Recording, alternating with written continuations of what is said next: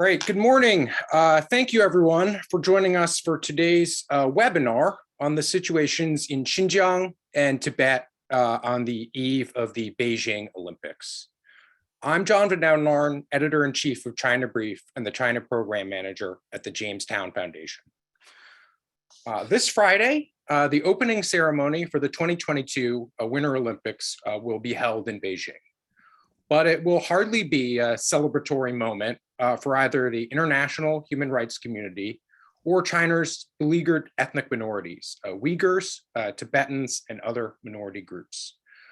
The US and a number of other countries have planned diplomatic boycotts of the Games due to what a White House spokesperson described as the People's Republic of China's ongoing genocide and crimes against humanity in Xinjiang and other human rights abuses. In Xinjiang, the Chinese government has created a surveillance state and placed a huge number of Uyghurs and other ethnic minority groups in internment camps where they have been subject to all manner of human rights violations, from forced labor to sexual violence. In Tibet, the Chinese government is implementing similarly restrictive and repressive policies, including forcing 3 out of 4 Tibetan students into a vast network of state-run boarding schools. At the same time, Beijing continues to interfere in Tibetan Buddhism, including in the Dalai Lama's reincarnation process. We have 2 leading experts joining us today who detail why Xinjiang and Tibet are at the forefront of international human rights concerns over China's hosting of the Olympics. First, we have with us Dr. Adrian Zenz. Dr. Zenz is a senior fellow in China Studies at the Victims of Communism Memorial and a frequent contributor to China Brief. Perhaps no scholar has done more to shed light on the Chinese government's policies, repressive policies towards the country's western regions of Tibet and Xinjiang. In 2017 and 2018, Dr. Zenz's analysis played a significant role in bringing to light the campaign of repression and mass internment directed against ethnic Uyghur persons in Xinjiang. We also have with us today Lhadon Tethong, who is the director of the Tibetan Action Institute and a co-chair of the International Tibet Network, a global coalition of Tibet-related non-government organizations.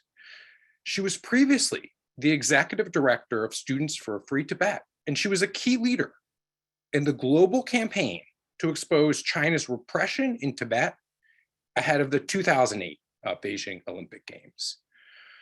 And she is also the author of a recent report from the Tibetan Action Institute that I would highly recommend to all our viewers, which is looking at the state-run boarding schools in Tibet. So let's go first to Adrian, who's going to overview China's current policies in Xinjiang. Then we'll go to Lhadon, who's going to talk us through the situation in Tibet, and then finally open it up to a moderated Q&A. So Adrian has some slides here that I'll be sharing with you. All right, Adrian. Thank you indeed. Yes, thank you very much for inviting me to this event. It's my pleasure to present here. And obviously the situations on the ground are a moving target. Now with the Olympics on our doorstep, it's particularly appropriate to highlight some of the developments and some of the trends that we're seeing in these regions. Of course, China has a long history of conflict and trouble in both Xinjiang and Tibet, these ethnic regions. Obviously, due to the fact that these ethnic groups have their own histories, their own religions, their own languages, and in some ways also sort of their own political ambitions or complicated historical relationships, because China has for many years and times and periods of history did not control these regions who enjoyed de facto independence for certain amounts of time. I'll be briefly presenting on some of these aspects, which we might call demographic engineering in Xinjiang. If you would move to the next slide. Obviously, we have seen in Xinjiang a whole host of developments. We have seen a campaign of mass internment. We've seen a campaign of forced labor, campaign of also shifting Uyghurs and other ethnic groups into boarding schools, often securitized boarding schools. And we have seen a campaign of birth prevention, preventing births and attendant declining birth rates in the region. I'll be presenting here on aspects of demographic engineering, starting with birth prevention, and then find my way to a conclusion. We see evidence of dramatically declining birth rates in Xinjiang in ethnic minority counties. These declined already drastically in 2017 and 18, and then they continue to decline in 2019. Next slide, please. Weiner and Teitelbaum have argued that governments manipulate or engineer demographic variables to increase what is often security-related goals. To quote, demographic engineering entails the full range of government policies intended to affect the size, composition, distribution, and growth rate of a population. End of quote.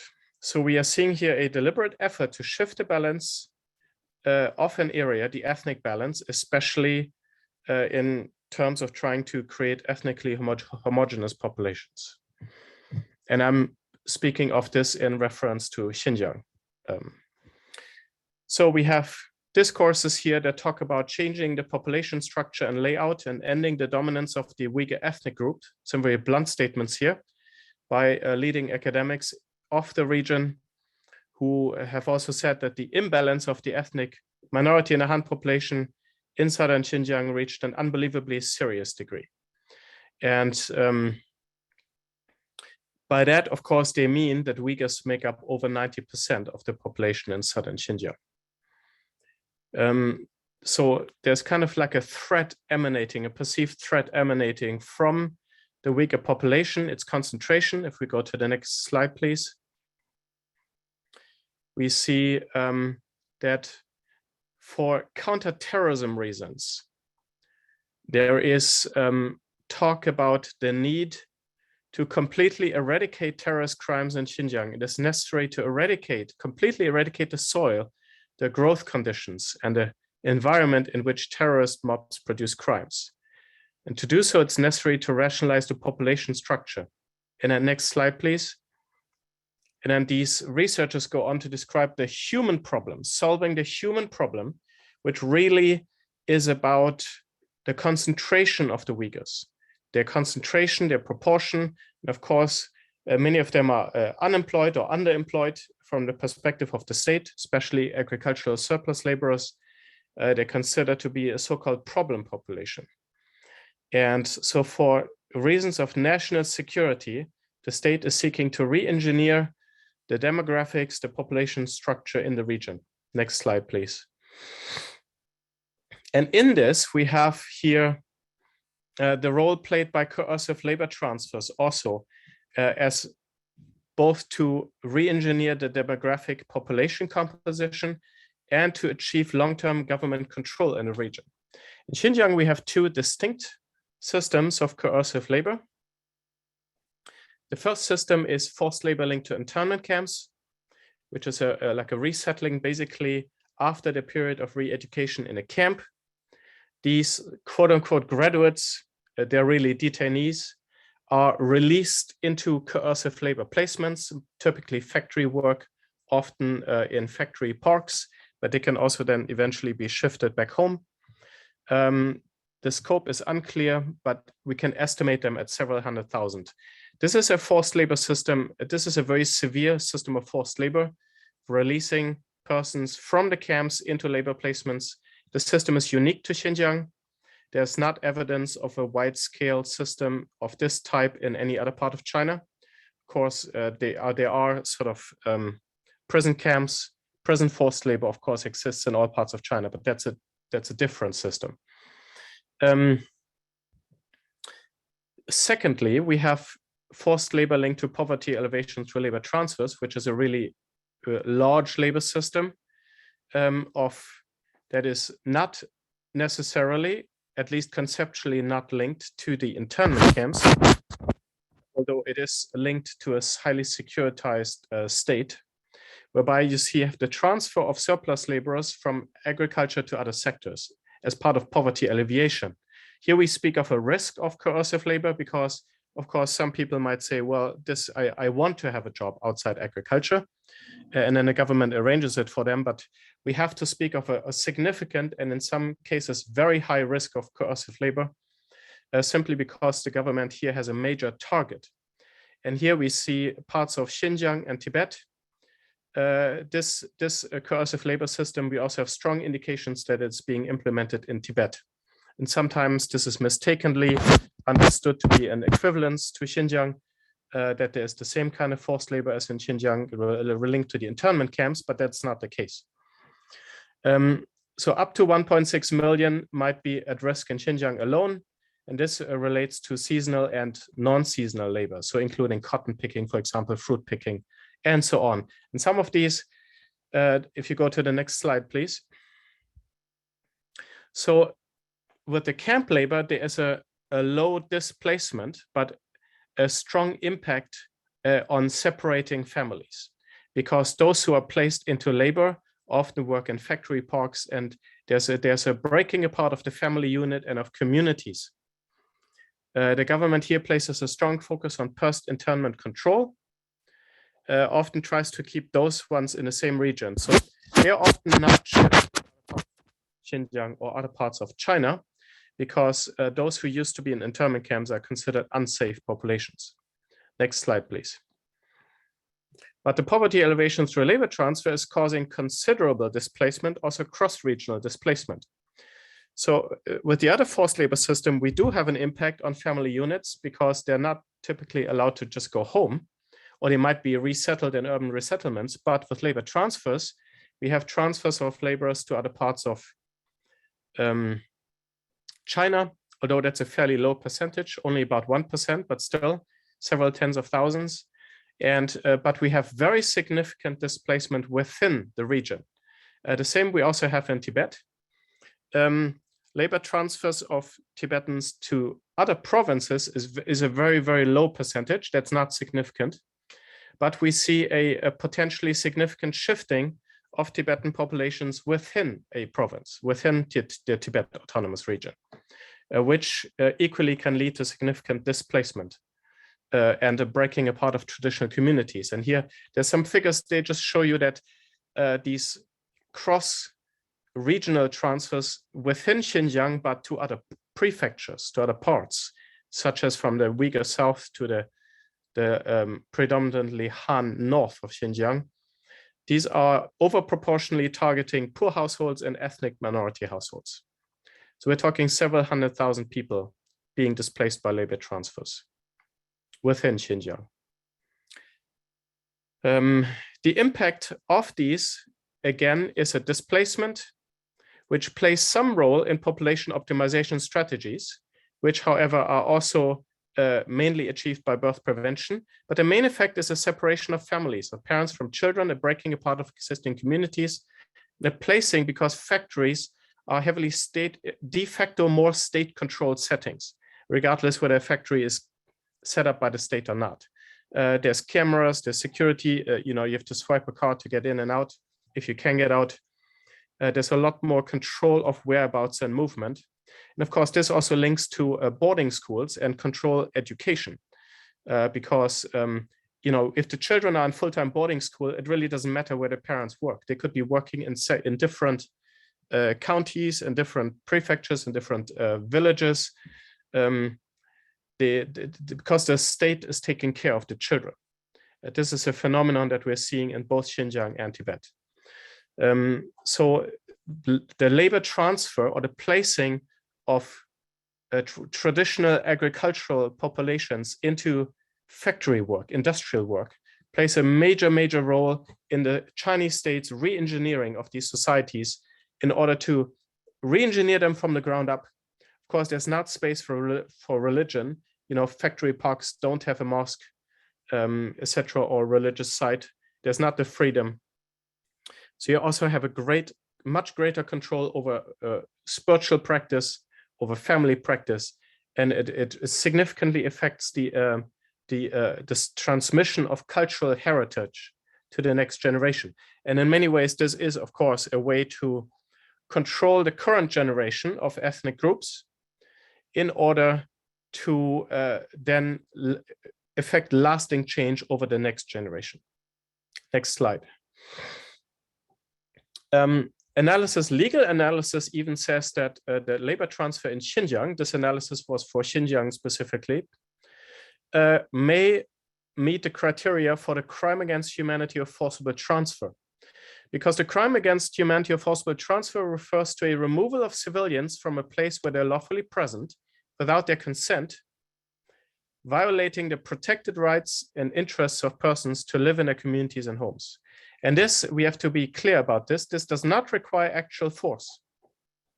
And labor transfers, you typically wouldn't see direct actual force employed, because it's about the framework of the state imposing itself on these transfers from the beginning, especially with the recruitment stage.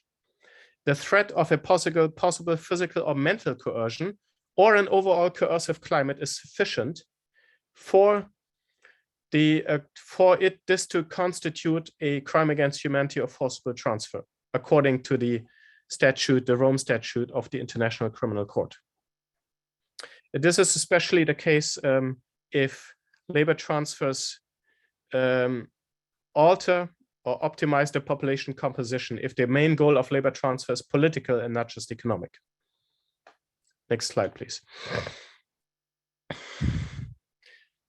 The necessary and effective drastic short-term measure of placing many Uyghurs into education and training centers, meaning re-education camps, is now being replaced. This is according to an academic report titled by myself, the Nankai Report, published in 2018, or the research was done in 2018, as it was published in 2019, is now replaced with the long-term approach to governance in Xinjiang with a focus on vocational skills training and poverty alleviation, especially through labor transfers. So the labor transfers, this is in the words of leading academics in China, is the next and the long-term stage, whereby the strategy in Xinjiang is shifting into the long-term stage. Now you still have a parallel development whereby many Uyghurs have been sentenced to long prison terms. So they're taken out for a long time, but much of the population is shifted into work placements. Next slide. Concluding this, we are moving into what you could call a post-internment phase. And that's complicated because you have ongoing existence of re-education camps and with unknown numbers of people in them. New peoples could be shifted into them. You have a sentencing of people into long prison terms, especially the intellectual and cultural elite. They're being taken out. This is a very important aspect. So if I say post-internment phase, that does not contradict this. You have, however, certainly a moving on of many Uyghurs into work placements after the internment camps. Simultaneously, coercive poverty alleviation mechanisms that place Uyghurs into labor transfer, and then population optimization, you have a shifting of population, you have the transfer of the plan to shift 300,000 Han Chinese to southern Xinjiang by 2022, which is actually this year, and which was confirmed by the Xinjiang papers, classified internal documents, in order to change over to solve the human problem. And I think you have this composition of full-time boarding schools. You also have there capture of the young generation. And so to mitigate, to solve, to address the human problem. And that's a very dangerous perspective here, that the Uyghurs and other ethnic groups, they are a threat per se. The population is a threat. And so this population has to be managed through all of these measures in the camps, outside the camps, the open air police state that you see outside the camps. And this is now slowly evolving into some sort of multi-pronged long-term solution that is leading to a severe assimilation and what arguably could be referred to as a slow genocide based on a long-term gradual biological destruction of the population through partial destruction through birth prevention. And at this rather depressing point, unfortunately, I will conclude my presentation. Thanks, Adrian, for that very detailed and sobering look at the situation in Xinjiang. Let's now turn to Lhadon, who's going to talk us through the situation in Tibet. Over to you. Thank you. Thank you. And thank you so much for having me. It's been a strange time leading up to these Olympic Games opening in Beijing, because it's a bit of deja vu, as we, some of the things I'm saying to the media, that the talking points on Tibet in a way are, they show me how little has changed. But then in another way, everything has changed. And I want to just talk through, take people back to what was the situation in 2008 in Tibet leading up to the Games opening in August of 2008 and where we are now. But I think I want to just start with the idea that, especially after Adrian's presentation, that, the most common thing that I'm asked today is, by people who don't know much about the situation but have followed sort of loosely, is what is happening in Tibet. It's so quiet. We hear about the situation in of the Uyghur genocide, or the situation in East Turkestan, or what China calls Xinjiang. And, is that happening in Tibet? Is it as bad there, or why is it so quiet? And I think for Tibetans, this is quite a painful reality. Tibet is not in the headlines and rarely gets any sort of significant or meaningful coverage. And that is because the Chinese government has so effectively locked Tibet down and shut Tibetans off from the world, and so effectively, controls the flow of information in and out of Tibet at this point. And that's through a number of different tactics. But, last year, when Freedom House ranked Tibet as one of the least free places on earth in terms of its annual ranking on civil and political liberties in the world, Tibet was ranked least free alongside Syria. And I think that surprised many people because we just don't hear about Tibet hardly at all. And of course, the reason that we don't hear about the Sino-Tibetan conflict is because we are, it's not the firsthand accounts that we used to get. So it's not just that government officials, international media, journalists, it's not just that they can't get in, that they cannot get real meaningful access to Tibet, but it's that Tibetans can't get out. And I think that's, one of the least told stories. Tibetans are those who used to be able to get passports to leave Tibet, most are not able to. They've had to turn their passports over, or no one is getting new passports. A very small group of Tibetans are allowed to leave Tibet.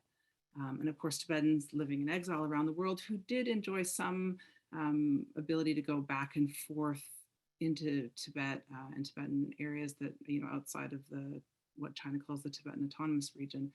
People who used to have some ability to go in and out have found it harder and harder to get visas from the Chinese embassies and consulates, Chinese authorities asking for much more detailed information. And I think some people don't even try anymore. And those who really want to get home and see family, ailing parents, they have to submit to, very rigorous controls over their travel. They have to check in with the local police. So there really are not many Tibetans who are able to get into Tibet, even those from Tibet, very easily. And so in recent years, as China's locked Tibet down, it has become a black hole for information. We have Tibetans who used to escape from Tibet were one of the richest sources of information for what was happening inside.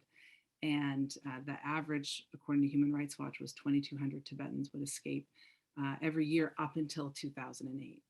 And since 2008, due to, you know, the lockdown of the border, increased surveillance and patrols, pressure and, you know, incentives in Nepal for the authorities, for local people on the border to turn Tibetans over who they do find escaping, that number has dropped. So 2,200 on average Tibetans escaping into Nepal and then India every year up until 2008. Last year, the number was 7.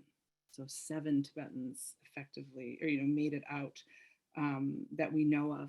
In 2019, I think the number was 15, or, you know, something a little higher than that. So it's just been this, you know, the number of Tibetans who are able to escape on foot even has slowed to just barely a trickle. And they used to be, you know, they would come with the stories of what was happening in their village, in their area, in their city, in their town, and the information that they would give would really help us to paint the picture, and would, you know, give us Tibetans and rights advocacy groups and the Tibetan government in exile the ability to sort of patch together the picture of what was happening inside on the ground.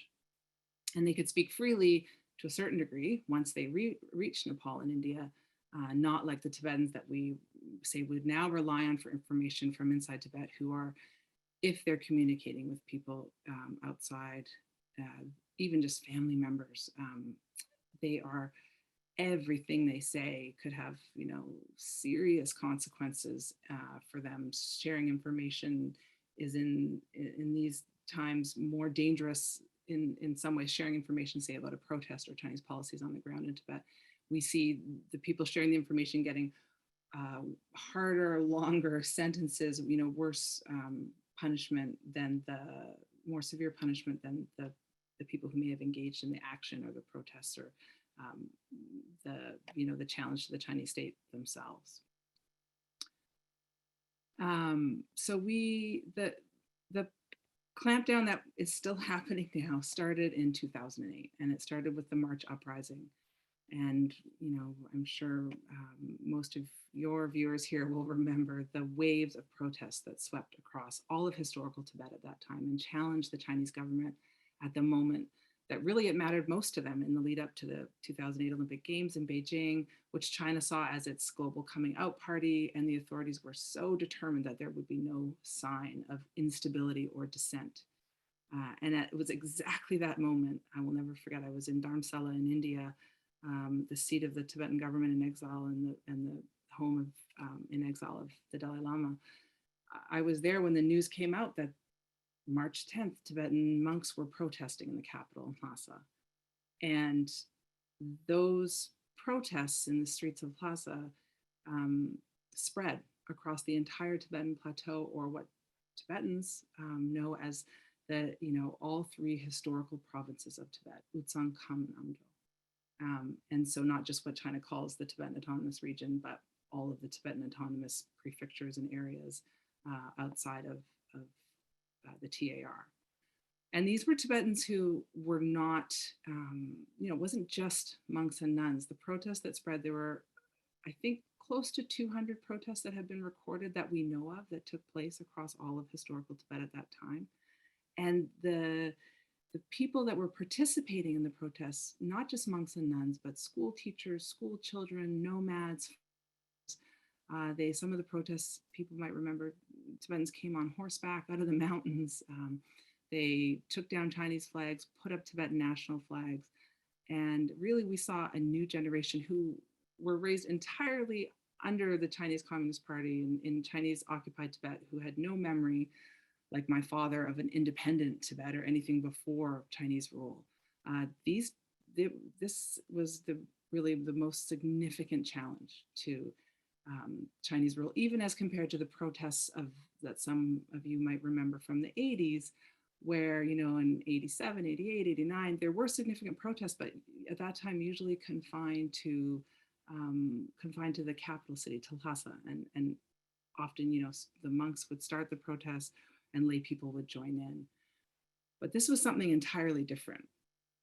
And the thing that I remember about that moment, and if you look back at the video and the footage, and not just how China characterized it, the Chinese government, as all, you know, as a violent riot or just violent riots. Actually, the vast majority of the protests the nearly 200 protests that took place in March and April of 2008, they were nonviolent protests. There were, of course, some violent protests involving attacks on, or stores, Chinese people who died, stores that were burned, apartment buildings or apartments that burned. But there were, of course, incidents, a handful of incidents of property destruction. But the vast majority of the protests at that time were nonviolent, and they were targeted at the state, targeted at the local building in the village or township that was a representative of the Chinese government somehow. And so, of course, the on-the-ground security response to those protests was breathtaking in scale and scope, and thousands of Tibetans were rounded up, detained for a period of time, released or disappeared. Some were killed, and the military and paramilitary forces that flooded Tibet after that was really an astounding show of force from Beijing for obvious reasons. And as the games drew closer, protests continued in Tibet, but they started to get fewer and fewer and more spread out. And so, the games went ahead as planned, and all the heads of state were there. And it almost feels like people don't know what's happened in Tibet since that time, because that was the last big moment for Tibet, I would say, in terms of international media coverage or attention.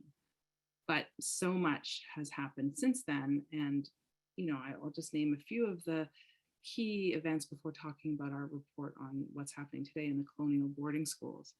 But in preparing for this and other panels and talks I've been doing around the Olympics, it has struck me how much has happened and how Tibetan resistance has continued from that moment. The first Tibetan self-immolation in Tibet and in Tibet's recorded history was in 2009 at the time of the Tibetan New Year. I believe it was February that year, by a monk named Tape. And that was the first protest, that first self-immolation protest that devastatingly led to this wave of that we know of for sure, 157 Tibetans who self-immolated. And just to go over who they were, it's not just, again, there are, of course, a large number of monks from Kirti Monastery and Amdol Naba in eastern Tibet. But there were, we have mothers, we have, again, nomads. I think 18 of the 60% of those who participated in the self-immolation protests, desperate to get the international community's attention on the situation in Tibet, and we do believe that's a big motivation for why they were engaged in such awful acts of protest. 60% were under the age of 35. 26 were children or under the age of 18. And no matter what anyone did, even what His Holiness the Dalai Lama did in exile to try to stop them, from 2009 on until just last year, the year before, we've had a nonstop string of self-immolation protests. And what I'm always struck by what they have said and what they have done, the self-immolators, their messages were quite positive. Those who we know what they said, maybe they left behind a written record. They were calling on Tibetans to unite, to resist Chinese rule, and they were really speaking of a better and a brighter day ahead. And so they didn't, in a way, do this out of, you can feel from some of them in the record that they left behind, they didn't do these protests just because they were trying to, it was their desperate last attempt and they were really depressed. And for many of them, it seemed like they were trying to do something positive. And instead of turning the violence outwards and on the Chinese state or Chinese people themselves, they actually turned it inwards. And though we were and are still devastated by that wave of protests, I think it says a lot about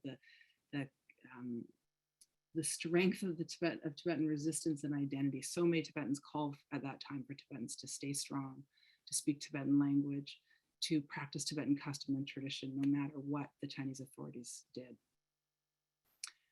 And so, of course, self-immolation protests took off really around 2011, at the time that Chen Quanguo became the party secretary in the TAR, and before and where he took the repression in Tibet to a whole new level, took the surveillance state to a whole new level, with household spying, with convenience police stations stationed every so many feet apart from each other in order to get an entire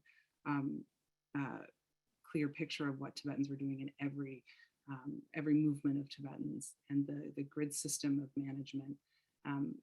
What the surveillance in Tibet and the system of repression that Chen Quanguo oversaw there took him 5 years to roll out, and then of course tried and tested. He went to Xinjiang or East Turkestan, and there he did in 2 years what he did in Tibet in 5, and of course dramatically escalated that repression.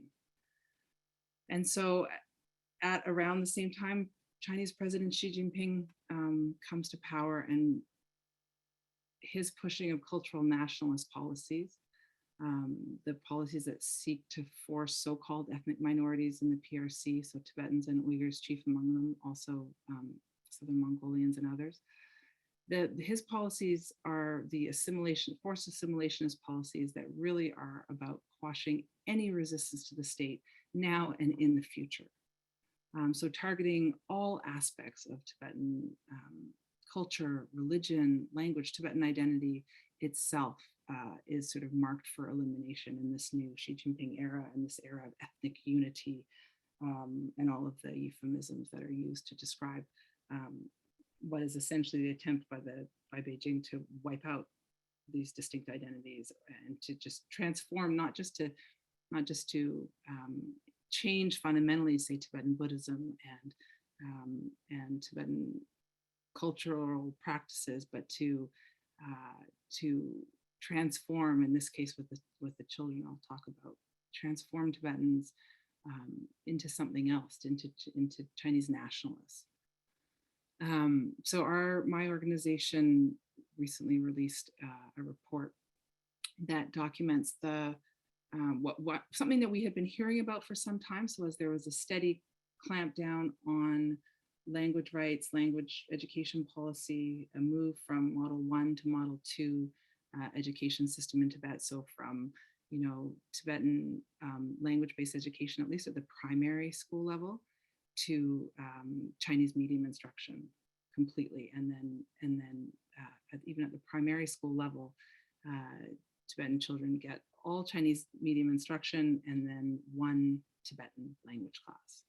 And so there was a massive pushback against these policies over time, and certainly in Eastern Tibet. But we are in a situation where Tibetan language is Chinese medium instruction is the policy in all of Tibet, both in the Tibetan Autonomous Region and in traditional Tibet outside of the TAR and Common Amdo. And the Chinese government is hell-bent on eliminating Tibetan identity by going after the children. So from what we were able to tell in our research, we started our research because Tibetans inside Tibet pointed us in this direction, and we started to hear reports just trickling out of Tibet, shards of information really that we pieced together that showed us that more and more Tibetan children were being sent to boarding school. And as we dug deeper, we found that the numbers were really astounding. So we estimated at least 800,000 Tibetan children in all of historical Tibet, so in and outside of the TAR, are now separated from their parents, living in boarding school, or colonial boarding schools as we call them. This is 78% of all Tibetan children ages 6 to 18. And they're separated from their families and their communities, living in these colonial boarding schools. Accounts from Eastern Tibet describe children as young as 4 and 5 years old being sent to boarding school. And now we're learning that these are actually boarding preschools. So they're specific for that age group. And they are schools where the students, it seems like they stay Monday to Friday, and then they go home to their parents on the weekends. The schools, of course, the medium of instruction is Chinese, or Mandarin. The Tibetan one language class is Tibetan, and the students are, of course, not able to practice Tibetan Buddhism, and they're living most of their lives in these schools. And they're cut off from the authentic expression of Tibetan culture. So, you know, Tibetan song and dance for exercise is not a true expression of Tibetan culture. And by being removed from their families and being removed from their home communities, they're losing their connection to Tibetan identity, to their traditional Tibetan roots, and the foundation really of who they are. And now that we know that the boarding preschools are actually far more widespread than we realized, the number of, so we have Tibetan children at the youngest, tenderest age being taken from their families. And the reports we're hearing is those 4 and 5-year-olds, they lose their ability to really communicate their desire, that it becomes difficult for them to speak in Tibetan, even after 3 months, 2 or 3 months of being in the boarding preschools. And of course, before anyone who has children or nieces, nephews, or grandchildren watching this will know, I have a 5-year-old myself. These are very, very small children. They are unable to do things, just get dressed on their own. They need help. They need essentially parental care when they're in these boarding preschools, because they can't do simple daily life tasks at such a young age. So they are, the Tibetans who reported this from inside Tibet, and many, many, many have, despite great risk to themselves, have told us that parents don't want to send, of course, their children away, certainly not their youngest children, but they have no choice. And their policies are, if you don't send your child to the boarding preschool or to the colonial boarding schools, the older children ages 6 to 18, then your other children will not be able to go. Or if you don't send them to the boarding preschool, then that child will be cut off from education further down the road, not allowed to enroll. And that the parents themselves are threatened. So we have accounts of Tibetan parents who tried to get together and say, we don't want to send our children away. And they were visited by police and they were threatened. And it's not just, we're threatening to put you in prison, but it's fines on the community, fines on the family, things that really make it impossible for them to do anything but comply. And I think I should close now, but just in closing, I think for Tibetans at this moment, we're really looking at, so say if we're talking about close to 1 million Tibetan children in these colonial boarding schools, separated from their parents and their communities, living, speaking another language morning till night, then we're talking about 1/7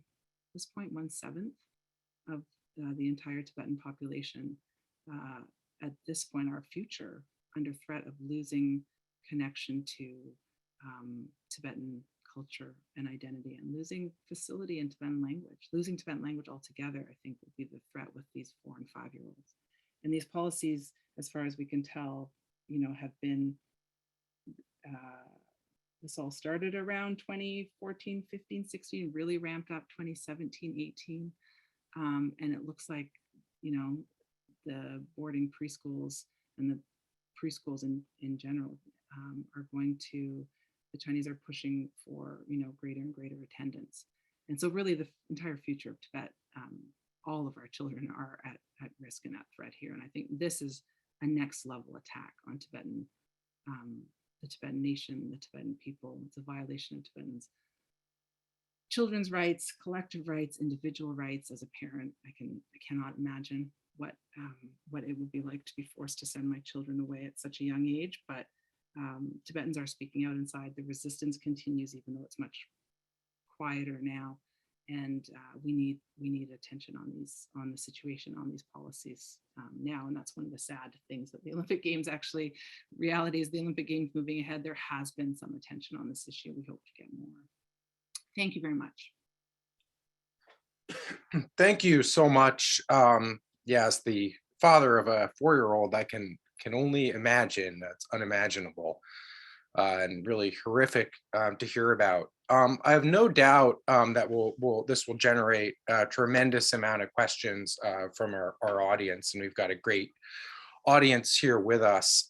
I will kind of start by taking moderator's prerogative here and ask a two-part question, which is how much culpability does the international community and the West bear for the situations, the human rights situations in Tibet, in Xinjiang? Lhadon, you mentioned the situation in 2008 in Tibet, and of course, China's China's repressive practices were no secret at that time. But since that time, investment has continued to pour into China. Yes, we have this diplomatic boycott, but companies are still engaging. There's still China has not been turned into pariah for these actions. So be interesting to hear your take on, and then a second part of this question is, what can the international community do more to help improve the situation? Thanks. Yeah, I mean, we can see from 2008 until now. At 2008, Tibet was in the spotlight. And of course, we were with Uyghurs and others in the streets protesting in exile. But since then, if you look at sadly how our ranks have swelled, what's happened in East Turkestan, the Southern Mongolians, what we've seen happen in Hong Kong, it was another time altogether in China itself. The crackdown on civil society in China, on the human rights lawyers, on feminists, on you name it. I mean, all of that is since the last Olympics were held in Beijing. I think, of course, for the Chinese government, the Olympics those 2008 Olympics were a huge endorsement for the Chinese Communist Party and their repressive policies, especially since they had just rolled out that clampdown in Tibet at that moment. And so they got the message loud and clear through that event, and of course, so many others, that the international community is willing to look aside and to, at every stage, I feel like business interests have trumped every other interest: human rights, national security, international security. Where I think we're at this point where, something has to give. Sadly, these Olympics, I don't think everything begins and ends with the Olympics. In fact, this whole issue kind of drives me crazy at this point. But I mean, the Olympics were kind of the perfect opportunity to take something that the Chinese leadership wanted and say, well, no, there's a political cost for what you're doing. There, you can be held accountable. You can be denied what you want because of your policies.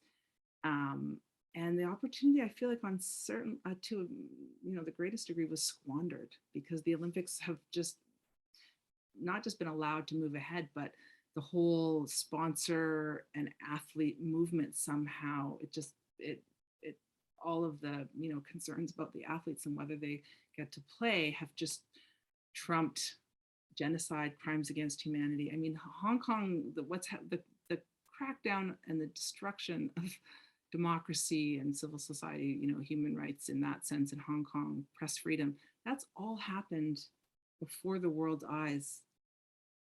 It's so fresh in everybody's minds. And then the games, again, still can move ahead. I think we're emboldening the Chinese leadership and Xi Jinping. They are looking for political legitimacy internally and externally, and we are all giving it to them by letting these games move ahead. And I think there's obviously a lot that we can do. Many tools at our disposal, whether sanctions and at the UN, and like-minded governments working together to speak out and to name these policies. But I feel like when it comes to actually denying the Chinese leadership something they want, or that they wanted, the games were actually a really great opportunity. And I feel like we missed it. Adrian, I don't know if you want to. Yes, it's the sins of the past, isn't it? It's the failure of the international community to decisively confront China in 2008. I mean, they shouldn't have taken the Olympics from them. I think it was good that China got a chance. And we needed to see this, you know, it would have been a failure to not give them a chance. But look what happened, the failure, the silence, and in between. And of course, then everything leading up, the self-immolations in Tibet and everything leading up with Chunchuango moving, long silence, long non-action, waiting for evidence. And then I think by mid-2020, when the evidence became incredibly overwhelming, continued inaction except for the United States. Really, what else can one say? And now the natural, this is just, look, these Olympics are the logical consequence of everything that has been done and has not been done. That's really the best way to put it, maybe. And sort of the inertia of the sponsoring companies and of course the complicity of the IOC. There was an incredible article in a German newspaper a couple of days ago that shows the complicity of the IOC with Beijing starting years ago under Samaranch, a former authoritarian, and who they built a museum to him in Tianjin, and just really the logical consequence of the whole thing. It's just, you know, so this is the price you pay if you don't speak up against evil. And it's getting to a phase, it's getting worse than the 1940s. You know, like in 1936, the Nazi games, the world didn't know, there hardly were any concentration camps. This was all just starting up, and the world certainly didn't have any information on them. Now look what information we have about Xinjiang and Tibet. This is not the equivalent of the 1936 games. This, if anything, this would be the equivalent of the 1942 games if they had happened at that point. So it's not just history repeating itself. Of course, we don't have piles of dead bodies in gas chambers, but how much better is this really what we're seeing in China? And I mean, isn't the response of the global community almost worse? I mean, how is there an improvement? You know, so it's a devastating, I think, testimony, of course, especially also to the Muslim world. You know, of course, if you look at what are Nepal and Bhutan doing about Tibet? What's the Muslim world doing about Xinjiang? You know, I mean, this is even worse if you think about it. All right, thank you. Let's open this up to the group. So you can either type your questions into the chat or raise your hand to ask a question to either of our panelists here with us today.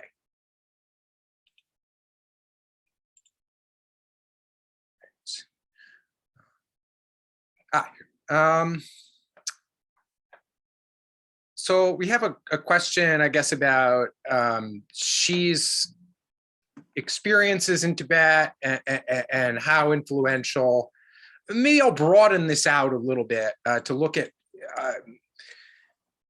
kind of the you know, Chinese historic or China watchers talk about, you know, Fang show cycles in China, right? And we're very much in a tightening cycle, right? A show cycle, and that I think goes back to before Xi Jinping, but it's clearly accelerated under Xi. So I guess maybe Adrian, we can start with you. How much does Xi's background, et cetera, how much has that shaped the situations in Xinjiang and the evolution of the situation in Tibet? Yeah, Xi, of course, you know, with his father experiencing the direct sort of suffering of the Cultural Revolution, seeing the volatility of the Chinese political system, you know, his predecessor Hu Jintao was stationed and ruled in Tibet.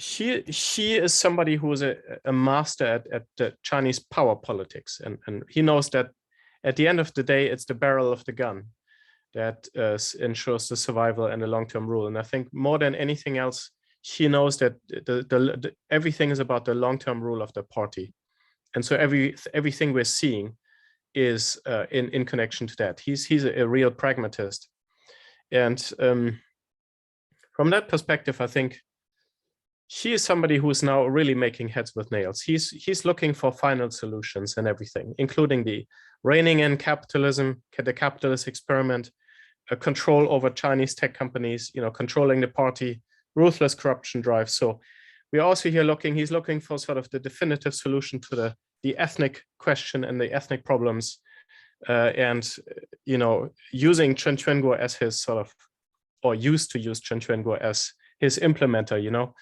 and from that perspective, I think we can be sure that she is going to try to also look at Hong Kong, look at how he's treating Chinese dissidents, even feminists,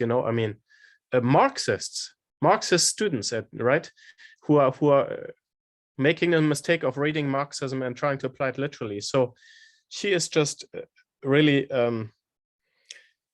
looking for the ultimate solution to keep the party in power long term, and does whatever it takes to do that, and is increasingly not swayed by international opinion either, thinking he's strong enough.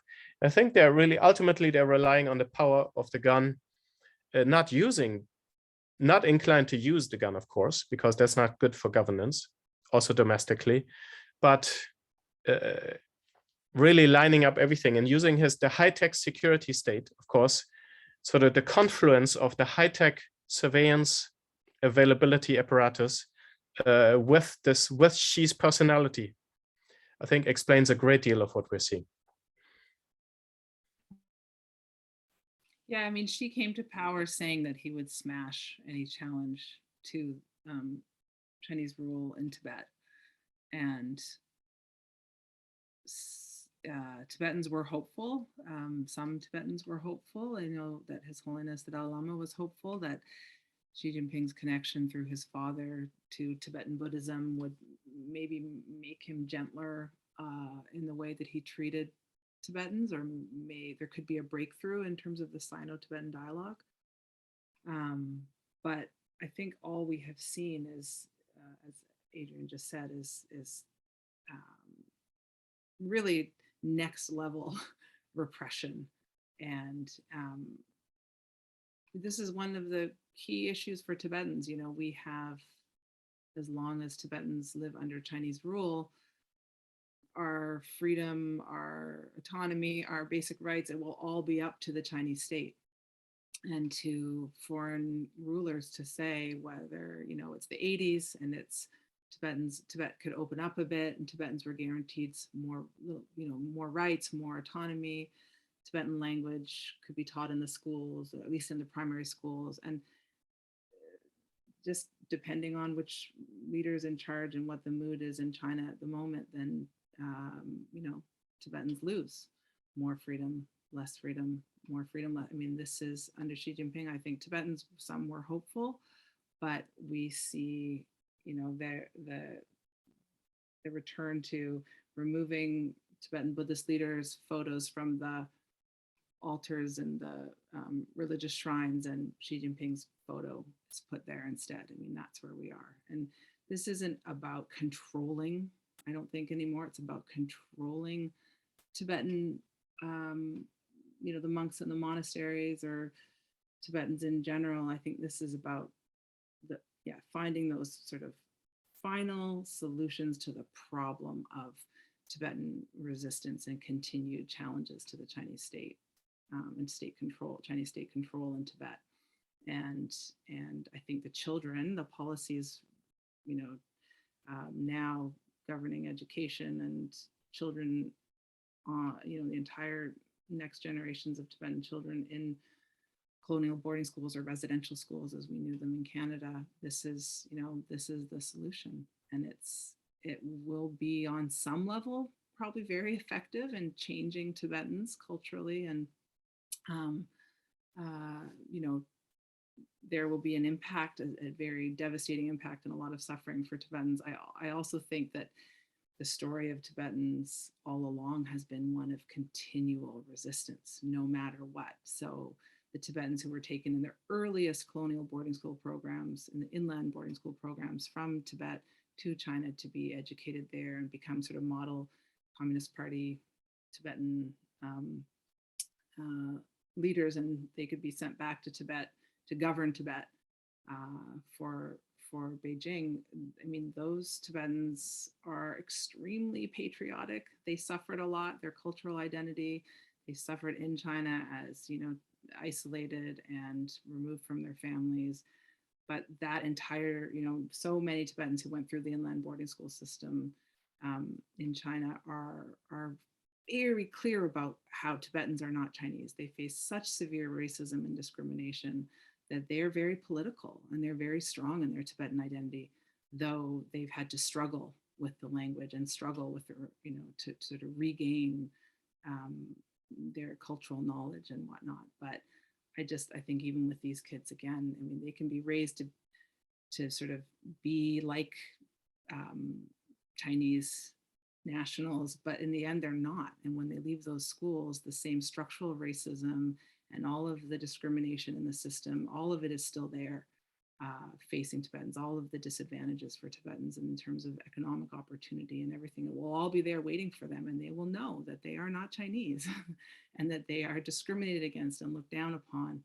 And they, they will also resist the paradox of repression, right? The more that the Xi Jinping and the center pushes people to the brink, I think the more that they will fight back. Thanks.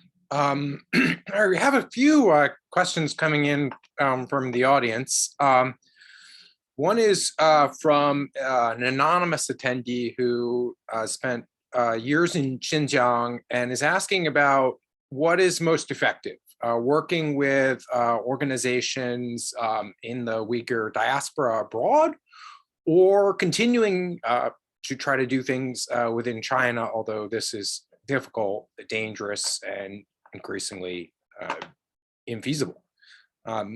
Adrian, I think that one has your name written on it. So if the person is, I think there's probably two routes. The person can take a more public route of really supporting activism and speaking out on behalf of the Uyghurs. If they have any personal experience, they could share it. The Uyghurs are encouraged by others coming alongside and speaking out on their behalf, speaking with them, being active on social media, organizing events, even in their community. These are just very powerful things. Obviously, that's not a feasible route if you want to return to China or keep certain doors open. I would say certainly the alternative strategy is to quietly gather information without getting, of course, without getting arrested. I mean, if one goes to the still able to go to the region as a tourist, or at least get some information about it. Obviously, one has to not get themselves in danger, but there's a real dearth of information. There's a real shortage of information about what's really going on.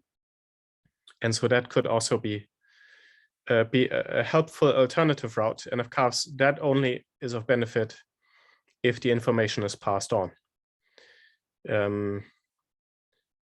I would advocate for either one. There might be a way to support Uyghurs in a very anonymous way. It doesn't tend to be as effective, probably. Could be a compromise solution. Just support them, or just try to host an event without putting your name to it, but try to invite Uyghurs to bring a Uyghur to speak to your community or school or institution. Of course, I don't know anything about you. That might be a way as well. But there are several, I think, very powerful ways in which things can be done. And I would encourage a consideration of all of them, whatever is most suited. And if it's most suited to not say anything and to remain in the background, then by all means, don't feel bad about it. As long as, obviously, you can make a contribution that way. Thanks. All right, I guess I will kind of ask the final question here, which is maybe looking a little bit more towards the future, right? And we know that China is not a homogenous country, right? There are 56 officially recognized Shaosominzu or ethnic groups in China. In reality, there are more. What can those groups expect, or what are they beginning to experience now? And can they expect the same fate of the Tibetans and the Uyghurs, or can they expect to continue on with the status quo?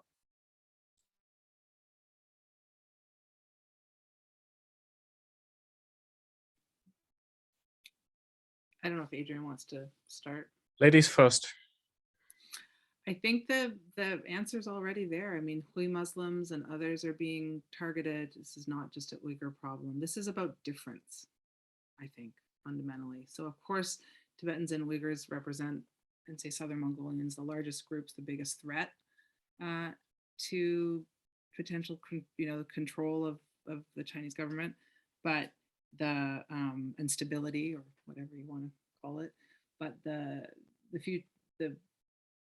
I think to be different, to have an identity. This is what Xi Jinping is saying now with this so-called ethnic unity policies. This is about everyone being Chinese first. That means your language. That means your thoughts. That means the party above all else. And we know that that doesn't work for communities of faith, for devout religious practitioners. And as long as that contradiction is there and that tension is there, then we will see so much more repression and so much more suffering. And I have to say, watching what's unfolded in East Turkestan, or watching the camps, the numbers that we're talking, and then seeing how all of this future generation, nearly 1 million Tibetan children, are now in the state's control day in and day out for the majority of their lives, and held in one place, kind of, or places that can be controlled easily. It terrifies me what the potential is for escalation of repression and repressive policies, what new tactics. I don't think anything is beyond China, the Chinese authorities under Xi Jinping's rule and leadership at this point. That's certainly how I feel. I think that's how Tibetans feel, certainly how Uyghurs are feeling. And what's happened in Hong Kong, I know there are many people who would have said not that long ago that that was not possible. For X, Y, and Z reasons, Beijing would never do all of what it's done and what it's doing in Hong Kong. Financial, you name it, were a million reasons why they weren't going to do it, and they did. And I think that take that to Taiwan, take that to the next level for any of the issues that China's threatening action, or, I think we take Xi Jinping at his word at this point. The trajectory is clear. You just need to look at all the science and the developments. I always highly recommend to actually read what the Chinese state says internally. And much of that is public, actually. You don't have to dig up secret documents necessarily. Just believe what they say when they don't message to the outside. You have to read it in Chinese, of course, and understand the ideology. So the study of Chinese ideology and ethnic policy and all the science, as Lhadon has said, are very clear. We see an increasing repression of all ethnic groups. Obviously, the extent of repression depends on what they do. So the Mongolians rise up, right, against an education policy. Well, then you see the security state cracking down visibly, right? And the reins are tightened everywhere. Of course, you see the same for the Han Chinese. Look what happened in Hong Kong. So if you don't support the Communist Party line, you're up for re-education in one shape, form, or another. And that's I think the answer to that question. And that's absolutely where everything is headed.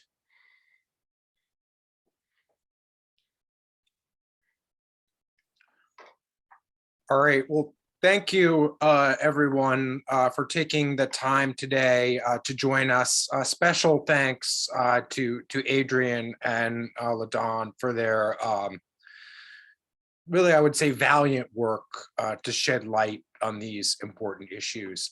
Encourage everyone to check out their work, Lhadon's work at the Tibet Action Institute, Adrian's work through the Victims of Communism, and of course his writings for China Brief.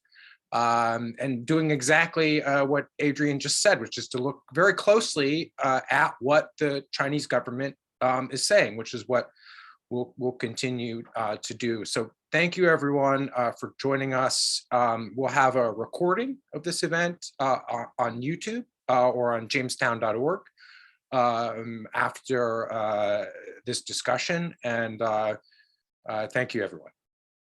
Thank you so much. Thank you. Thanks. Take care. Bye-bye.